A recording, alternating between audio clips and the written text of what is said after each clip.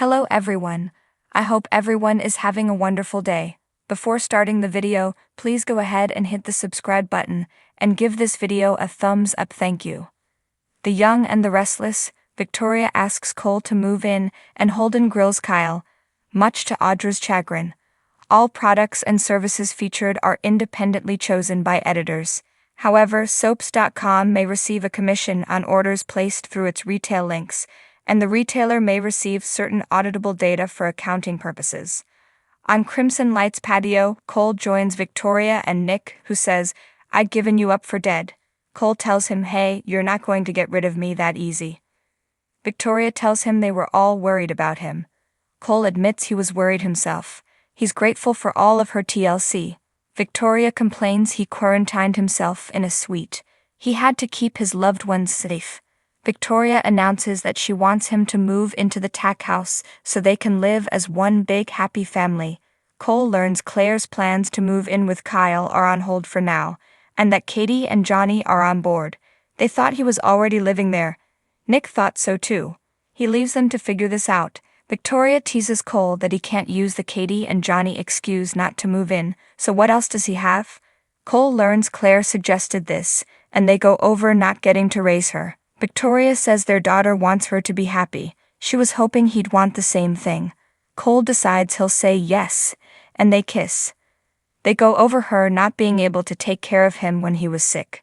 He assures her that the next time she'll be by his side. They marvel at how far they've come.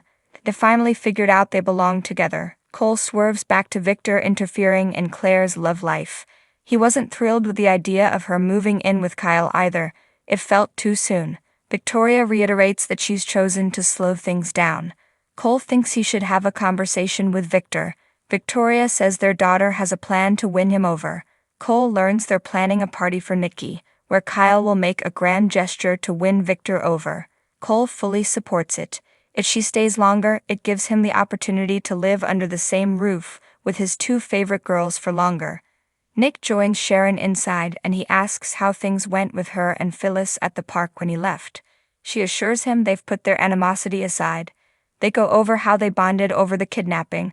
Nonetheless, Nick picked up on some tension and asks what that was all about. Sharon isn't sure what he was picking up on.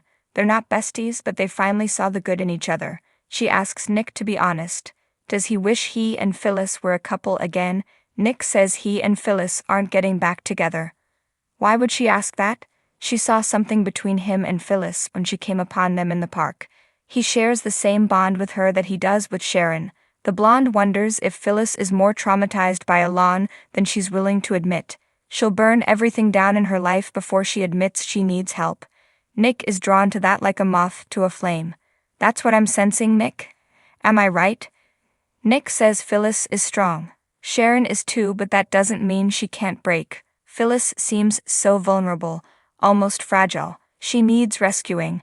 Is that something that you want to do?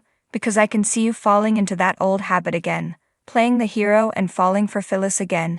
Nick says it's not going to happen. You're wrong. He asks where this is coming from. It seems there's more to it than her being concerned about Phyllis. It kinda seems like you're jealous. Sharon denies it. Nick reminds her they discussed this and agreed they're better off as friends. They've spent a lot of time together these past months, but they agree that's not what either of them wants. Sharon told him in London she's fine with them being friends. This isn't about you and me. This is about you and Phyllis. She doesn't want him involved in an unhealthy entanglement again. Nick muses, "So, you're concerned about our well-being?" Sharon nods. Nick assures her there's no reason to worry. He and Phyllis are happy with their arrangement, just as they are with theirs. On the patio, Cole stands up to leave and gets woozy. Victoria's glad he'll be living close by so she can keep an eye on him. Cole points to Sharon and Nick inside and asks what's going on with them. Victoria gets the feeling they're trying to find their way back to each other. Nick can deny it all he wants, but the look in Sharon's eye tells a different story. They agree it's a good thing and exit. Inside, Nick says it's not new for Sharon to be worried about him getting involved with Phyllis. He's enjoying seeing the two of them not fight. Sharon teases if he misses them fighting over them. Nick has accepted that he's a better friend to them. No more messy entanglements. Sharon asks if it's okay for them to have dinner. Nick says of course. They don't have to stress over what it means or where it might lead. Sharon teases that she can help them figure out the two forks. What are friends for? Claire arrives at the ranch with a gift for Victor. It's a chocolate croissant, so he teases her about having to stay in shape. Claire only has a few minutes to talk. Victor assumes it's about Kyle and warns she already knows how he feels about him. He's sorry to learn she hasn't cut him off and feels there's no point in discussing the Abbott. Claire asks him to hear her out. He might be surprised by what she has to say. Claire hates that this is straining her relationship with her grandfather. Victor does too. She lets him know that his approval means a lot to her. She's spoken to Kyle and they put their plans to move in together on hold for now. Victor's chuffed.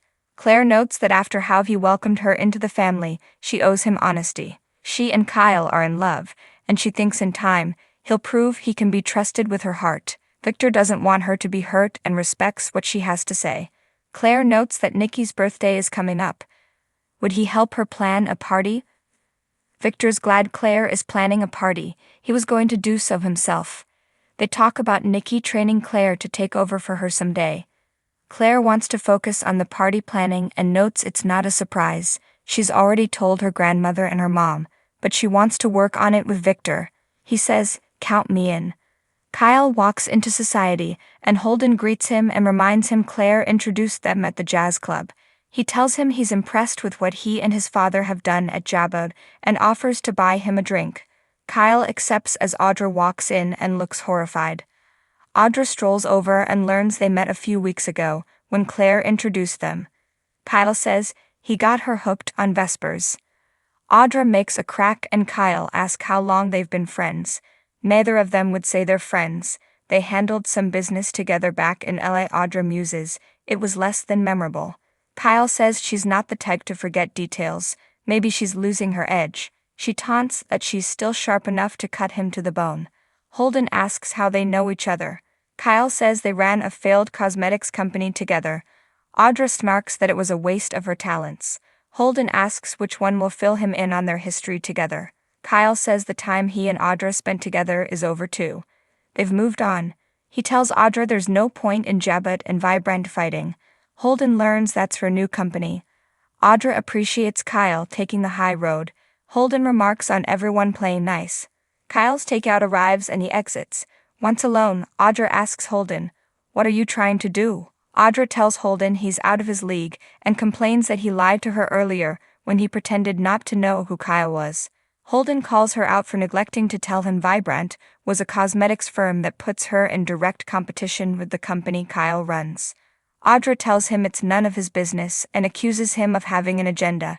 He scans her and thinks it's obvious what he wants.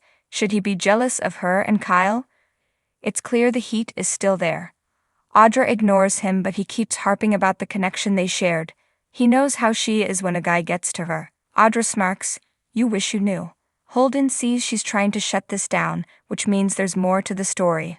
Audra tries to leave, but Holden grabs her arm. He wants to look out for her here the same way he did in LA. Kyle says he wants to put whatever happened between you behind him. Is that what's going to happen? Audra informs him he doesn't need to be concerned about her and Kyle. Holden's sure if they're competing, the gloves will come off. Audra insists she and Kyle can be adults. Holden asks, "Where is the fun in that?" Audra tells him he has a real problem with boundaries. When will he take the hint and go back to Los Angeles? Holden wonders if Audra hasn't moved on from Kyle.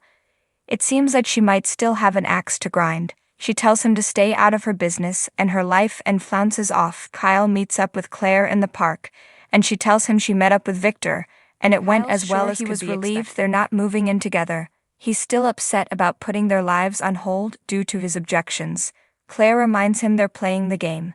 She pitched him her party idea and he didn't seem to suspect her ulterior motives. Now Kyle just has to make a grand gesture for Nikki's birthday that will please her grandfather. Kyle mutters that he could serve his head on a platter. Claire is sure he can win over her grandfather. They kiss. Kyle warns Claire that Victor may never accept them together.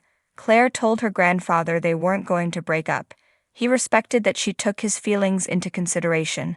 Kyle's still not happy about the temporary delay. He's worried giving in to Victor will encourage him to continue trying to come between them. Claire teases, "He's not between us right now." They kiss as Audra walks up. As Audra watches Claire and Kyle kiss, she flashes to Victor, telling her to show how easy it would be to lure him back into an affair with her. Every time she makes progress, he'll deposit more seed money into her account. Audra pulls out her phone and texts Kyle, "Appreciate what you said about not fighting, moving past our differences." She watches as his phone dings and he reads the text and smirks. Claire asks if something is wrong. He says not at all.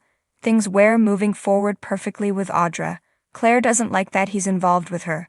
Kyle reminds her he's playing her. Claire doesn't trust her. Kyle says he doesn't either, but he's making it so she trusts him. Once she does, she'll walk right into his trap. Audra turns away from the conversation and calls Victor. "I'm calling to suggest you arrange the first round of financing for Vibrant. Kyle's walking right into my trap." Thanks for watching this video. Please subscribe to our Young and Restless official news channel and stay with us.